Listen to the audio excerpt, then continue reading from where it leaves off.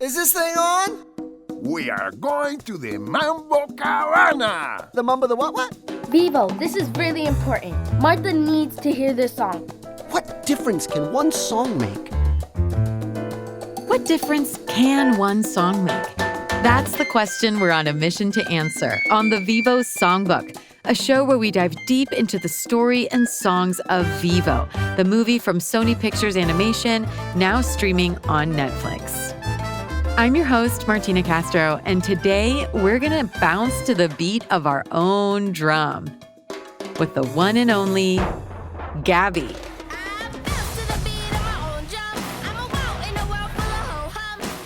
The spunky, loud, and unique Gabby is Vivo's only ticket out of Havana. Following her is the only way he can make it to the Mambo Cabana in time to deliver Andres' song to Marta. Wait, I got a great idea. You should come live with me in Florida. In today's episode, you're going to find out how Gabby almost didn't make it into the movie. There was a moment when the writers thought Vivo was going to Miami on his own, but they knew something was missing. It still took me a long time before I came up with Gabby, but once Gabby came into the picture in my imagination, it felt like a home run, and we just followed that thread. It took just the right ingredients to bring Gabby to life. The right story, but also the right look. She kind of breaks the mold of being this perfect idea of what a cute little girl is supposed to look like. And of course, the right voice. Hi, my name is Yanarli Simo. I am the voice of Gabby in the movie Vivo. Stay tuned to hear how one of our favorite characters from Vivo came to life and how she uses the power of music to express her true self. That's coming up on the Vivo Songbook. And I know it seems like I'm lonely. People assume that I'm lonely. Look at this room and assume that you know me, homie. You don't know me, I'm in the zone. Way back in the beginning times of Vivo, the main story was always about Vivo and Andres. That idea turned into a journey for Vivo. Tragedy strikes, he loses his best friend, and he embarks on this mission to deliver Andres' song to Marta in Miami. But when director and co-writer Kirk D'Amico started working on the movie, the plan was for Vivo to travel to Miami with a bird and a frog. It was 3 animals on a road trip, and I kept thinking to myself, I really think there should be a human. We should have a kid. It should be, a kid. Kirk kept thinking about this kid he wanted to bring into the movie. So he pitched the idea to the producers and Lin-Manuel Miranda. He also talked about it with... My name is Kiara Alegria Hudes, and I am the screenwriter on Vivo. Kiara Alegria Hudes has known and worked with Lin-Manuel for a long time, and they love working together. Here's Lin-Manuel. In a lot of ways, it's a reunion with Kiara. We wrote our first Broadway show together, In the Heights, and she's one of my best friends and my neighbor. So when you have a shorthand like that with another writer, it's a total joy. And when Kiara joined the Vivo team, she also thought a kid was missing in the story. But not just any kid. When I met Vivo and Andres at first in the story, I was like, all right, where's my girl? Where's my female? Let me bring her. So Kirk and Kiara decided they would create a quirky little girl who might just turn into the sidekick that Vivo needed to find a new purpose and place in the world. The gears started turning for Kiara because she knows a little spunky girl just like that. When I was 13 years old, my sister was born, and all of a sudden, I had to babysit this bratty, adorable, spunky, cool baby.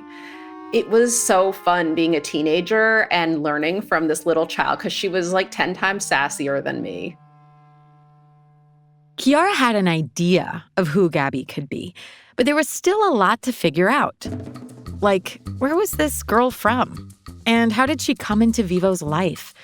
In answering those questions, Kiara really wanted Gabby to have a relationship to Cuba and to Latin culture, or as Kiara puts it, Latinidad.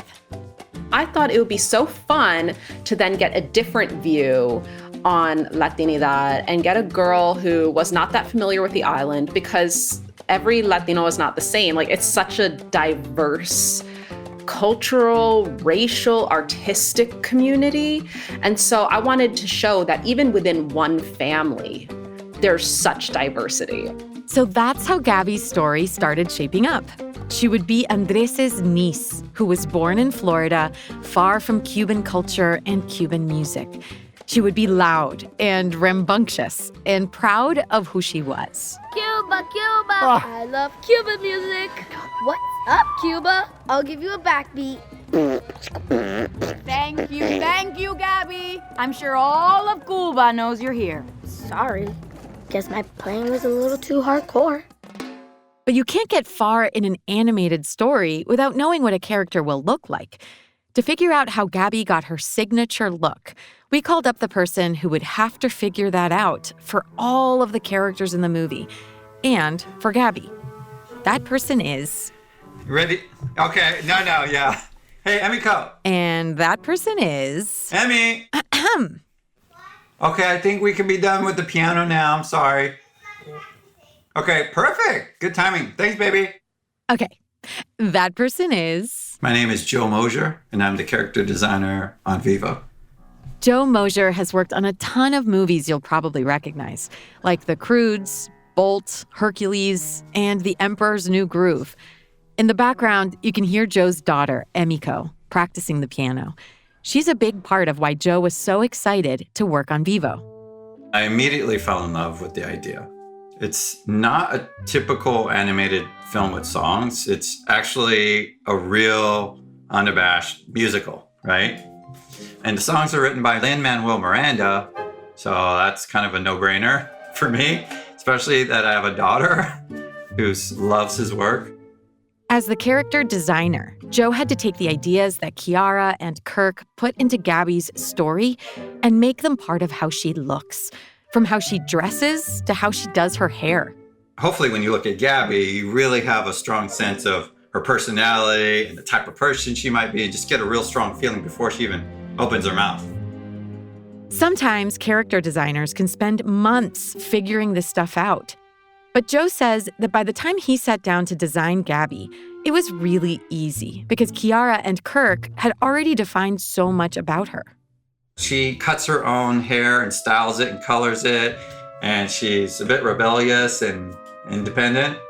And so I took a lot of these ideas and I tried to just like bake it up like a recipe, a cake or something. And my daughter would come in and she'd see like 20 or 30 different designs I was playing with for Gabby's outfit. She said, no, you need more rainbows, and you know, the skirt needs to be shinier, and more patches. So she was like my little style guru. You'll probably notice that Gabby's personality isn't like most girls in animated films. So Joe knew from the start that Gabby's unique qualities also needed to come across in how she looks. The other thing about Gabby, she kind of breaks the mold of being this like perfect idea of what a cute little girl is supposed to look like. But Mom, all they ever talk about are selling cookies, getting badges, saving the Everglades. It's so boring. So aside from the asymmetric hair and then the whole non-matchy-match style of clothing, her body type sort of reflects this sort of real idea that she's representing, real girls. Well, this real girl was going to need a real voice. How on earth would the filmmaking team find just the right girl to act as Gabby? Again, here's the director and co-writer of Vivo, Kirk D'Amico. When we started getting character designs, obviously we were very excited to see what she could be. And then, we had some preliminary scenes and we started doing this nationwide casting for a girl 9 to 10, I think, probably at that point we were looking for. That casting call got the attention of an agent who represented a young girl in the Bronx named Yanarli Simo. So, I'm 13 years old. I'm from the Bronx. I started working on this project when my agent called my mom and told her that this is a very big project and we'll be auditioning. and it might take a few casting calls. Kirk and his co-director Brandon Jeffords clearly remember the moment they met Yanarli. When we found Yanarli, the wonderful thing about her was that it just came with the package, like her whole being. She's not your traditional trained actress. You know, she was very raw, at least at the beginning of this movie. And that's why we picked her, because we wanted authenticity. She just lit up. I was like, bing, like done. And then Yanarli got the news. My mom gets a call from my agent saying, "Are you sitting down?" This was a big deal. Yanarli had done some modeling as a kid and then acted in a few commercials. But this would be her first movie. I'm in a movie? What? And it wasn't just any movie. Because I was like, oh my goodness, I'm meeting Lin-Manuel Miranda. Yeah, Yanarli is so, just so authentic. Like, you can hear the joy in her voice. And I remember when I first heard it, was like, oh, that's like a real little kid. Like, it has all the exuberance and the joy. She's such an incredible young actress, and she brought it all to the table. I'm really proud to sing these songs with her. Yanarli headed to the studio to record her lines, and she knew exactly how she wanted Gabby to be. Me and Gabby are very similar, so I put how I feel and how energetic I am into Gabby and made her 10 times even more. It's ridiculous, like how perfect she is. Joe Mosier, who designed Gabby, was thrilled when he heard Yanarli. I can't imagine another human being on Earth besides Yanarli playing Gabby. Like, she's Gabby. She's very confident, and I'm the same way. I like being confident because it always makes you feel better, and you don't got to follow other people's rules. With Yanarli, Gabby had finally found her voice. And now she was ready to meet Vivo. Or rather, Vivo would be forced to meet Gabby. And as you know, at first, it was not pretty. Vivo, you're here. Yep, and now I'm leaving. You followed me, didn't you? And you snuck in my bag. Because you love me. Hey, let go. Pause to yourself. They're so different. This is Kiara again. Vivo likes patterns. He likes preparation. He likes virtuosity. Gabby likes improvising. She likes noise. She likes chaos. She finds strength in those things. So there is them, being kind of an odd couple. Gabby and Vivo clash throughout the movie, but nowhere are they more at odds than when Gabby sings her debut song, My Own Drum.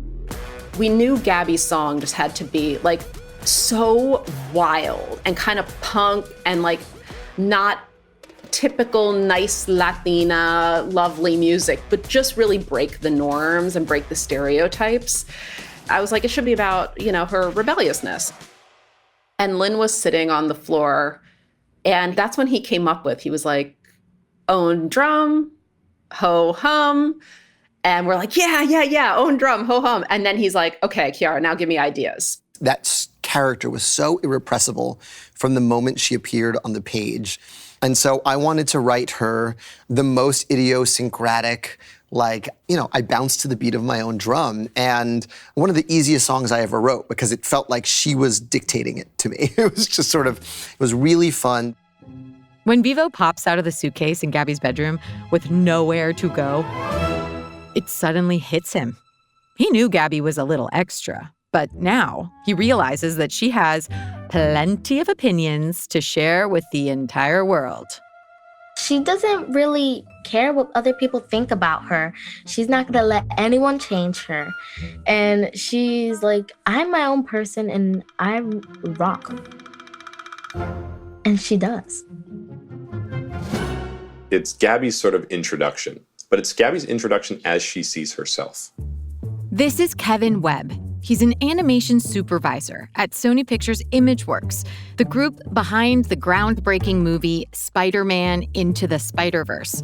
He's the head of character animation on Vivo, and he led the team that figured out how Gabby and Vivo would move on screen. Without animators, all we have is these character models that are just stuck in one position. They look like action figures that don't move, or puppets, really. And so the animators are really the ones that sort of move every little piece of that puppet.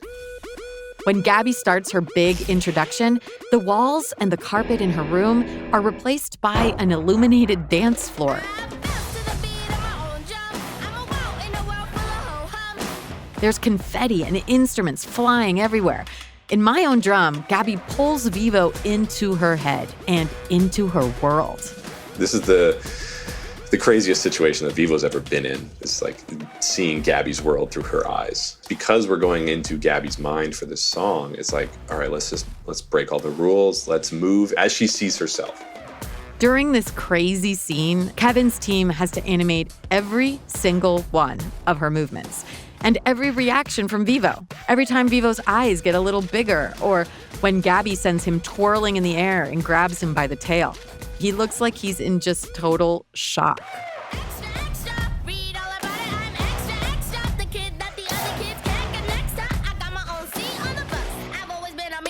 The visuals are insane. Gabby's multiplying. I swear she turns into like a row of gummy Gabbies. She's the size of King Kong. It's exactly what you would expect the inside of her imagination to look like. Put yourself in Vevo's place. All his life, he's been living with this gentle old man, Andres. And then here comes this little rambunctious girl playing this tune he's never heard. He probably feels like she's screaming at him. Something about her sounds different. It was actually really helpful when we realized that Vevo was not the most innovative musician in our movie anymore. Because Lin is very innovative and his voice is in Vevo. But it's like, well, you know what, Lin? Like, we're not spring chickens anymore. I think there's a younger sound. Like, Lin, you a dad now, okay? You a papa, so step aside, Grandpa, as she says. And that's exactly what Vevo decides to do. Gabby's wild show is just too much. So Vevo finds an escape route and jumps out the window. Where'd you go, huh? Phew! That girl is a whole lot of something. Here's the thing. Yes, Gabby might be loud and very different from Vevo. And at first he's like, I cannot be involved with this girl and what she's bringing to me. But everyone who created Gabby agrees that if he just looked past her feisty chaos, he would see there is so much more to this quirky Latina from Florida. In my experience, certainly in my Puerto Rican family, community is very central. You know, la familia, like being of service to your family, being cariñoso with your family and tender and loving with them. Girls are told to smile and be nice and cooperate nonstop. And look, cooperation is very important in life, but also so is independent thinking. And so I think Gabby brings this blend of independence that actually is quite innovative and that Vevo needs to learn about in order to evolve. In fact, Vevo doesn't make it very far on his solo journey without Gabby. He can barely make it past a few plastic flamingos and gets kicked off the first bus he tries to get on. He has to return to Gabby with his little kinkajou tail between his legs. And as soon as she learns that Vevo's on a mission to deliver Andres' love song to Marta. But, Marta? Theo wrote her a song? Gabby becomes the only person in the world who's willing to help Vevo. Vevo, this is really important. Marta needs to hear this song, and I'm gonna get you there. You are? At the end of the day, whether Vevo likes it or not, he has a lot to learn from Gabby. Maybe we all do. If Gabby was a real girl and I got to chill with her for a minute, I would be like, Gabby, be a teacher and teach everyone you meet what makes you different is your superpower. It doesn't make you weird. It doesn't make you wrong. It doesn't make you off. Embrace it and spread the love of that thing that makes you different. I wish I'd had Gabby growing up because her independent streak, her resilience, her general just way of looking at the world is unlike anything I've ever seen in a movie, because it really is a celebration of being an individual and being too loud and being too silly, things I was definitely accused of as a child. It's the song for the creative kids, and Gabby is like a singularly creative kid, and it was a joy to write her anthem. One thing is for sure, there's no way to watch Vivo and not be totally enamored with Gabby. My Own Drum is an anthem for all kids who want to express their true selves.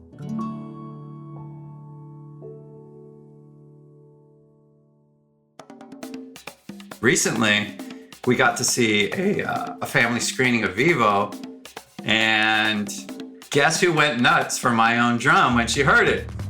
That's right. Emiko, Joe Mosher's daughter and little style guru for Gabby, she just loved My Own Drum. Like, she went crazy, and like for 2 weeks straight, she was singing it, and we were coming up with our own, verses, and it's like a total earworm of a song, and it just stuck with everybody. And that made me smile, ear to ear. It was awesome.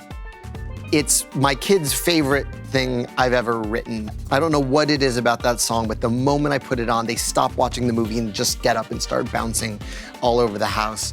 And whenever you find the song that helps you express your true self, be sure to sing it just like Gabby would. Loud and proud.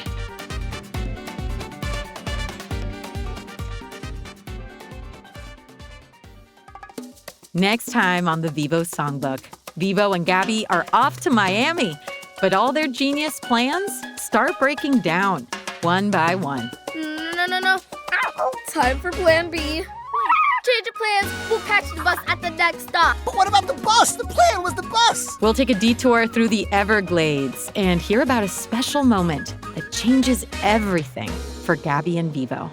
Gabby wants very much to be Vivo's friend, but Vivo is not very interested in being Gabby's friend. But that begins to change around the song Keep the Beat. The power of music to bring us into harmony. Next time on the Vivo Songbook. And if you want to learn why singing too high or too low is all about finding the right pitch, don't miss our latest bonus-ode. Oh, and of course, if you want to spot all the things we talked about in this episode, you can still watch or rewatch or rewatch Vivo, streaming now on Netflix.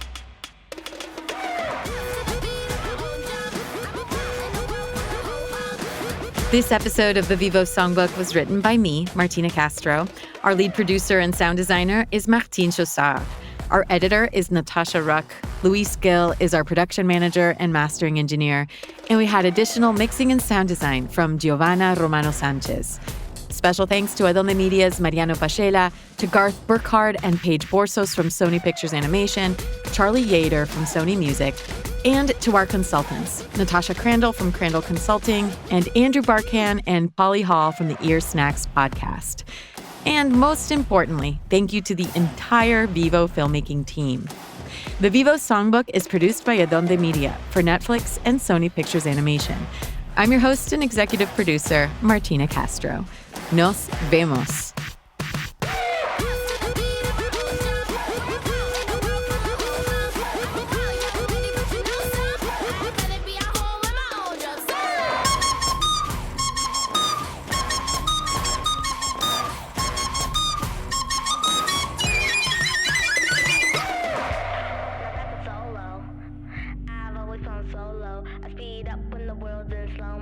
Make it up as I go when I don't know. And I know it seems like I'm lonely. People assume that I'm lonely. Look at this room and assume that you know me.